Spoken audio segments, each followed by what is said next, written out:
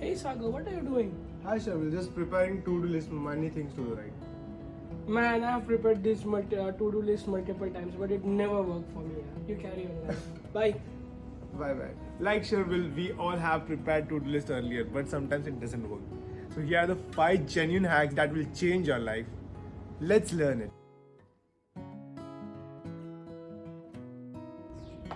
Okay, so first we all have to make a to-do list with the aim of achieving it.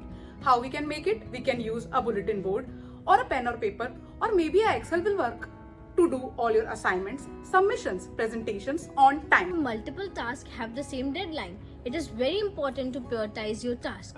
We need to first list down the task and mark the deadlines accordingly. Now we will analyze the task according to the time and the quantity of efforts it will require. Why? Because few tasks are easier to be conducted, but few really required a lot of research.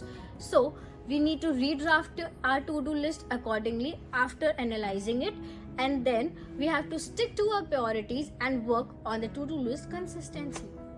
Let's be realistic with our deadlines. We all live a very busy life. With 10 assignments lined up and 2 prom nights to go to, it is very obvious that we do not have time for everything. So let's be a bit realistic.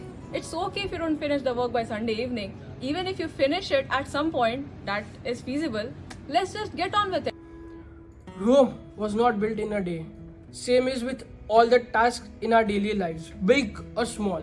If we go about any task single-handedly, it will be very difficult to complete. But rather, if we break it into smaller pieces, it will be much easier. And also, it would have 2 benefits. One, it will give you sense of achievement, and second, your big task will be completed very easily.